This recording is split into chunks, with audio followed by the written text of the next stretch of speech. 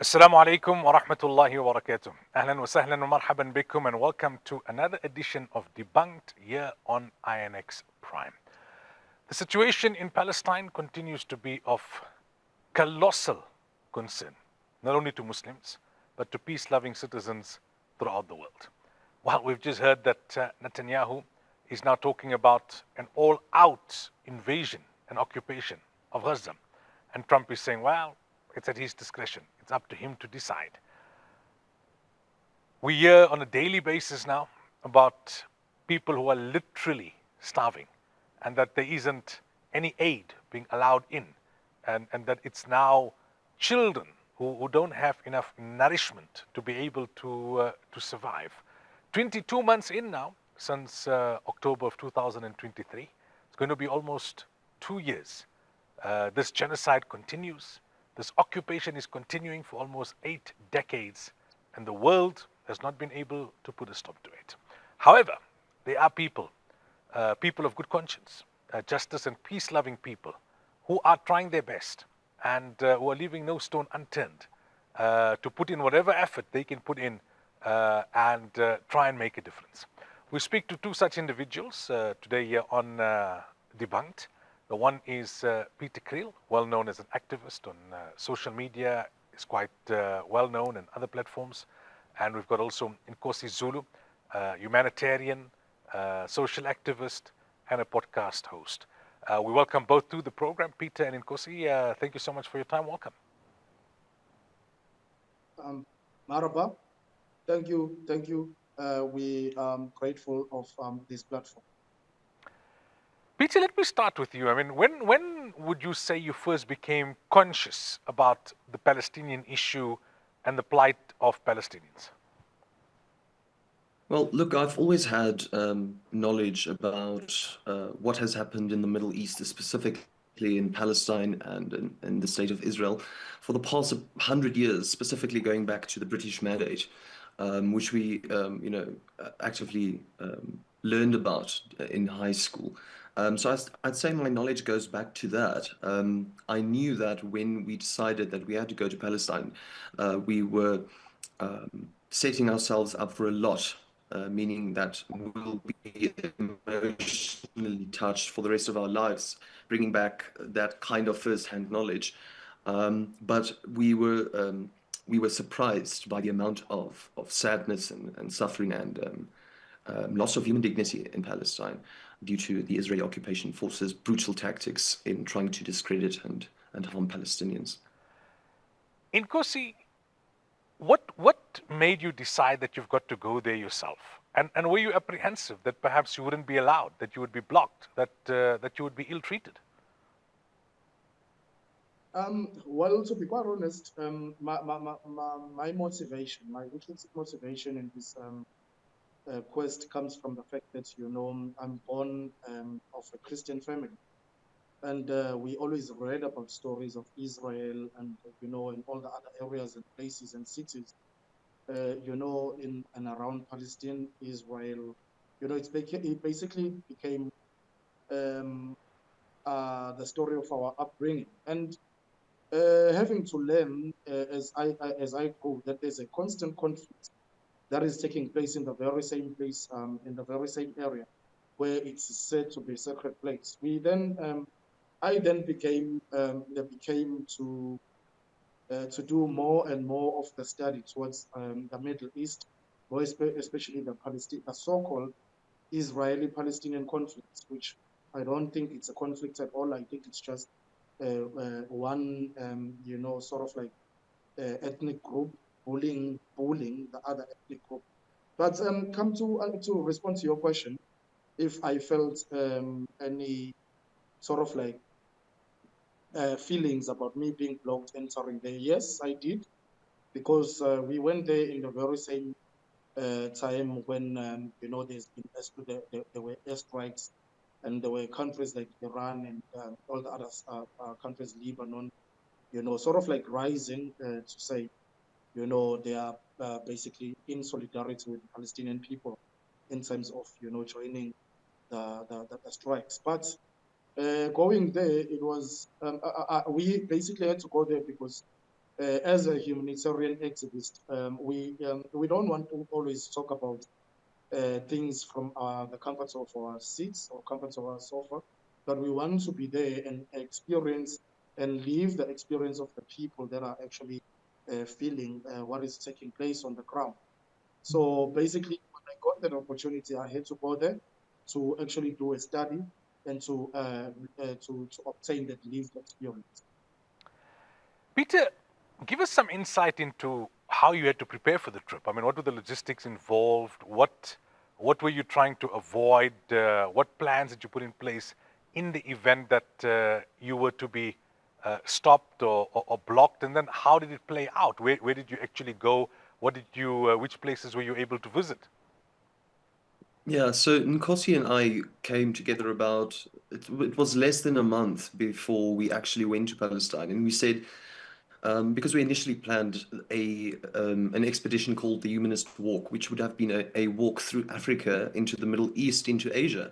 But we have postponed that because we thought that going to Palestine to do one thing, to bring back truth to the South African people who we thought would empathize well with this story because they've lived apartheid.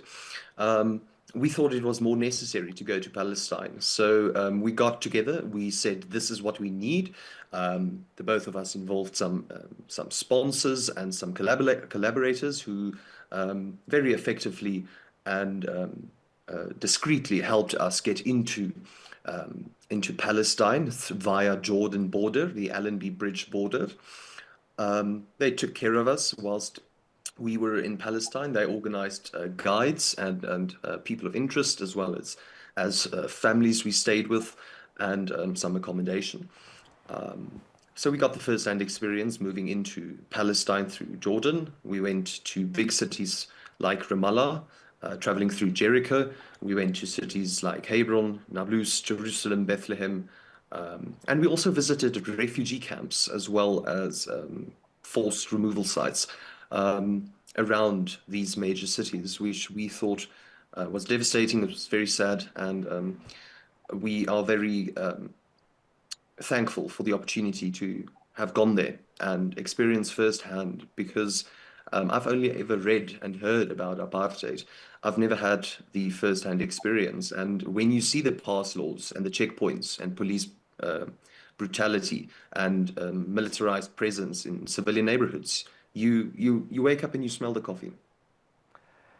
Nkosi, when you look back at your trip, was there one incident or one experience or something that you saw or witnessed that made you realize at that moment that this is worse than what I anticipated that I would see? Definitely. There's a couple of incidents that took place right in front of me. I mean, we went to visit a church when we were in Hebron, and first, perhaps it's worth mentioning that all those cities like how I was saying earlier, we read in those cities through the Bible, and those cities they present this hope, which is the main reason I actually also went there, because I had to demystify this whole narrative about to my people, obviously. I had to demystify that whole narrative about a place being holy and a place being sort of like the heaven. Because with my people, when I talk about my people, I talk about African people. And actually, some of them, they have been asking me after I came back from there, because we visited places like Jerusalem, Hebron, and Bethlehem, and they were like, "Oh, you've been in heaven? You've been in heaven already, but we are still praying to go to heaven." So those are all the mysteries that my people have. Every day they go to church, and they kneel down and they praise these places, the Jerusalem, the Bethlehem. They wish to see this in their afterlife. They believe that after as soon as they pass on, they will be taken to Jerusalem or Bethlehem, which is the heaven for them. But the incidents that are taking place there. When we went to Hebron, a city divided into two, there's H1 and H2. We had our guide there. Her name was Rawir, a Muslim lady. A Palestinian lady. When we went there through the checkpoint, she was rough handled by the soldiers. She was rough handled by the IDF, simply because she was a Palestinian, and they let us in. And then we also went to visit a village that just, adjacent Hebron, called Al Kahir. Right there, Peter can attest to that. We saw a house that was actually divided into two. One single house. It was claimed that this house is built on the land of the Jews and it's built on the land of the Palestinians. So now what they do is the settlers, the Jewish settlers, came in there.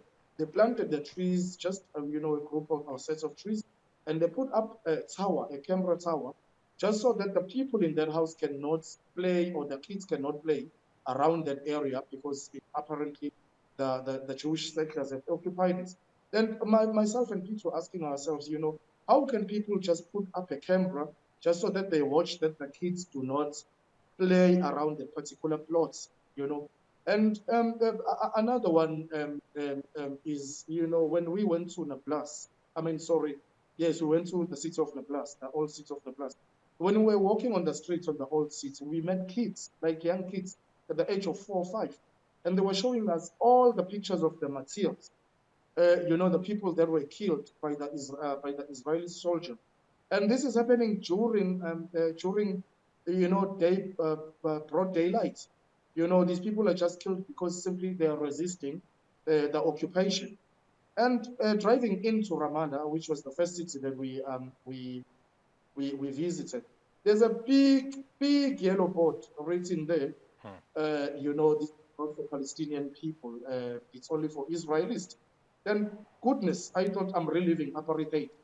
So there's quite a lot of other incidents that will be coming through as soon as we're done with our documentary. But it's very sad that I had to relive apartheid in 2025. So, Pieter, what did you pick up when you spoke to Palestinians on the one hand, in terms of their sentiments, their psyche, their thoughts, as far as what's happening in occupied Palestine, but also especially what's happening in Gaza?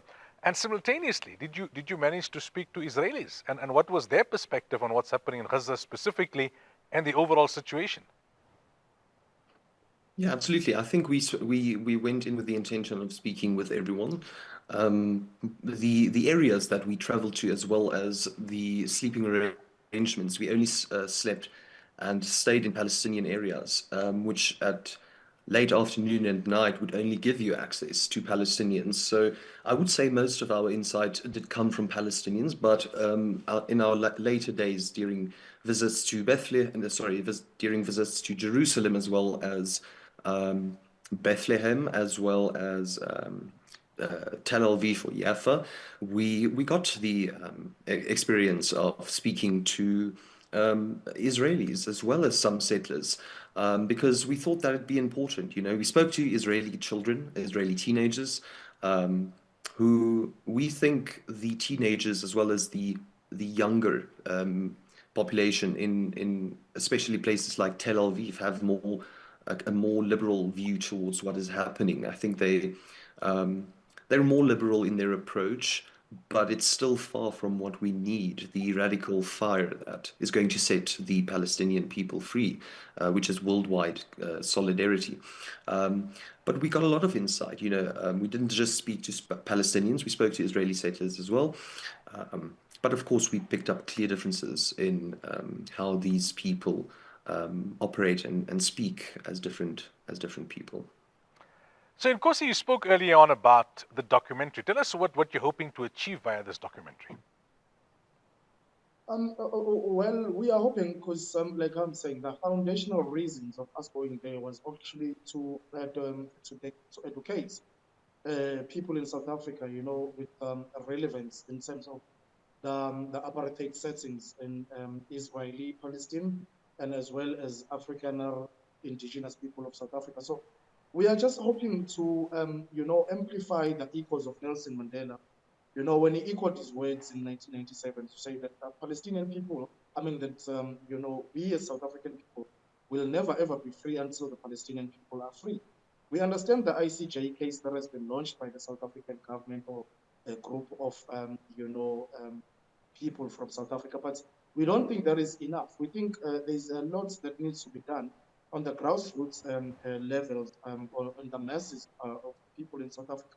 so that they start, mass mobilizing to echo those words of the great man and to ensure, because I must say, I'll be very honest to you that, the reason there is apartheid and genocide in Palestine is obviously because of these capitalist imperialists that are actually, just bulldozing other states or bullying the other states, which is the same thing that was happening here in South Africa, whereby we were bullied by the West. A lot of things were imposed on us.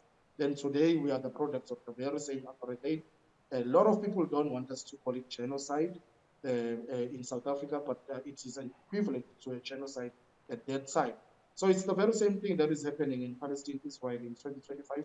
We want to educate our people in South Africa, black, white, Indian, colored, or any race, to say we cannot have what we're having in Gaza and in West Bank in 2025, in this modern world. Surely there should be a solution beyond this approach.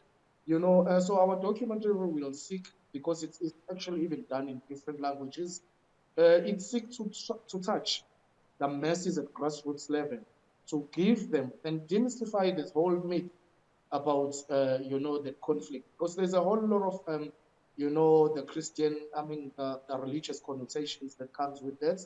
But we want the people to learn the truth, because that is what we need to tell. We need to tell the truth as is. So, Pieter, activism has got to continue, right? Even though we're almost 2 years in. What's your sense on the role of social media? You're quite active on social media. What's your analysis of what's been happening on social media thus far, and perhaps what needs to be considered to kind of up the level of activism and awareness? Yeah, look, I think we've had video clips circulate the internet about Gaza as well as the West Bank since the start of the brutalities in Palestine in 2023. I think and we've had many successful activists and humanitarians and people with good hearts speak out against the injustice and the inhumane brutalities going on against people there. But what has not been amplified is people realizing what their role is. Ordinary people who watch social media videos. We as content creators, we as social media activists who use social media to amplify our voice and our activism for common good, we can only do so much. We can only record the video, do it as passionately and as excited as we can, and share it and put it out into the world. But if people don't resonate with the message and they don't understand that what is happening is inhumane, it's a crime against humanity, they don't act on it. What does that mean? It doesn't necessarily mean to go on your phone and put yourself in life's danger and create a video speaking out, but it means sharing something. It means sharing it with your family and your friends, speaking about it. I spoke to one of my family members the other day. She was not even aware of the fact that she was actively using activism. She was an activist because she shared a video of ADHD, right? Advocating for children who need special help in school. And she was unaware of the fact that by just sharing that message, posting it on your WhatsApp status or whatever, sharing it with family members, opens up a dialogue which can in turn create common grounds, right? It shows your activism. So it comes down to a lot more than just a few activists. I've always said solidarity has never been local, it's always been global. And the best way to use that is social media. Nkosi, your thoughts? You run a podcast. What should be the nature of our conversations now, 2 years into this genocide? It should be the truth. It should be presenting the truth as how it is. Fortunately enough, I run a podcast that is unfunded. I don't have any funded podcast. I run it entirely on my own capacity.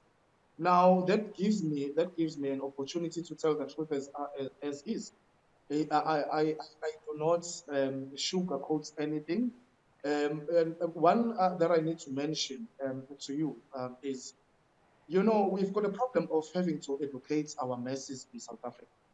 And educating them means we've got to do twice or three times as more than the outside world. Because to tell you a very good example, when I was speaking to I'm saying this here because I hope that your platform is uncensored. You will speak to one leader that leads a political party or that leads a church, a grown-up man. You will speak about what is happening in Palestine, and you speak about the atrocities that the Israeli Defense Force is committing onto those young children of Gaza, those women of Gaza, and they will quickly dismiss you and tell you, you know what, we stand with Israel because Israel is written on the Bible. Israel is the holy nation. Israel is this and that. And immediately then you start asking yourself questions. How can we speak of Israel as a holy nation or as holy people if the evidence is there on social media? They're killing the young kids. There is acts of famine. Even yesterday I was watching the young boy Amir. That was killed after receiving a parcel of food from one humanitarian, and he was killed. He had walked 12 kilometers just to find food for his family, and on his way back he was shot dead by the Israeli Defense Force. Now you tell me, I'm going to sit here and start praying and say Israel is the holy nation. Israel is the what you call the chosen, the godly people. I'm not going to do that in my podcast. My upcoming episodes, you will be hearing about that. I know a lot of people are uncomfortable when it comes to me talking about these topics, but at the end of the day, if we're not going to be telling the truth, we might as well then keep quiet. Pieter, your thoughts on South Africa, right? We've been lauded the world over for taking Israel to the ICJ, for standing our ground. Many feel that the reaction from the Trump administration is to penalize South Africa for that, although they cite other things and other policies in terms of, why they want to hike tariffs and the like. But is there more, in your opinion, that the South African government can do? Some have criticized them. The export of coal is an example, still too much of trade with Israel. Well, I think there's absolutely much more, not just South Africa, but the international community can do in um, in their fight against the Israeli regime. And that comes down to what the world did to the apartheid regime in South Africa during 50 years of brutal forced removals and inequality and inhumane brutalities against people of color. The world boycotted South Africa. They stopped funding South Africa, and I think the world should do the same with Israel. That means that we should stop wearing branded clothes supported by the Israeli government, who supports the Israeli government, because I think we've all made this mistake. We don't always keep up with branded companies and businesses who keep up with the boycotts and all of that. But we really should, because when we stop drinking Coca-Cola or we don't go to McDonald's, we actively harm the Israeli cause, trying to dispossess and basically exterminate the Palestinian people. So it goes far beyond just sanctioning on a very superficial level. It goes far beyond kicking out the ambassador of Israel out of South Africa. There's a lot that the world and South Africa can do. And perhaps it starts on social media, and perhaps it starts by brutally enforcing trade sanctions and so on Israeli products, on perhaps United States products, because they actively supported genocide in Gaza. Nkosi, your thoughts? What more could be done? Many are saying, a total sport boycott of Israel as well, like happened to apartheid South Africa. You see, I always relate. I understand it's very difficult to understand what are my perspective into this, because I lived apartheid, I observed apartheid, I lived during such times, even though I was young. and I've got parents that I live with, and I've got uncles, aunts that will tell you stories about how apartheid sort of like had them, or sort of like affected them in some sort. So my approach to it will be different as my approach. As my colleagues' approach in peace. Obviously, because the moment I'm hit with such realities which are observed in Palestine, the moment I become such as an activist, as the union leader, I understand very well what it is to be to be fighting for to be fighting against oppression, to be fighting against apartheid, to be fighting against all sorts that seeks to sustain the capitalist imperialist acts. So to me, it's always been the matter of the radicalism, the activism, the much more physical activism. And I've always, even when I was in Palestine, I was always advising the people that they do not need. I know that I'll be in trouble for saying this, but I think they always need to radicalize themselves as Palestinians. And I heard my colleague Pieter saying the sanctions and the boycotting of products. Yes, the people of Palestine have boycotted the likes of McDonald's, KFC in some areas, obviously. And obviously, we also need to do the same. But it will be very hard to tell a South African to boycott products that form part of the imperialist capitalist if you have not educated them. And I am saying the bottom line is the people of Palestine need to radicalize themselves. They need to organize themselves, because there's one thing that I picked up. If you speak to any Israeli or Jewish aligned person, no, the people of Palestine have got the PLO, they've got the Palestinian Authority that's supposed to be taking care of them. But even the Palestinian Authority now has actually let them down. They are not doing, or they are not liberating the the Palestinian people. So I think the Palestinian people need to radicalize themselves. We need to assist in such by boycotting products, as my friend Pieter said, and we also need to assist at all costs in terms of echoing, the words of freedom. Well, there you have it. That was Pieter Kriel, an Nkosi Zulu, social media activist. Nkosi has his own podcast. And they decided to go see for themselves in Palestine. And they were shocked. It was far worse than what they expected. They've come back now energized to do even more. They're going to put together a documentary. And that's why we were chatting to them about their experience and what they saw, what they observed, and how they processed that. It's 22 months in. The stories are just horrifying. But we've got to keep up the pressure. We've got to continue the struggle. We've got to sustain the momentum. We've got to do what is within our ability, to the best of our ability. We've got to be restless all the time. What more can I do? What extra can I do? How differently can I do it to be able to effect, more of an impact? All the while relying on Allah Tabaraka wa Ta'ala and supplicating to Almighty Allah for relief from occupation, oppression, and genocide from all those who are suffering all over the world. Until next week, inshallah. Assalamu alaikum wa rahmatullahi wa barakatuh.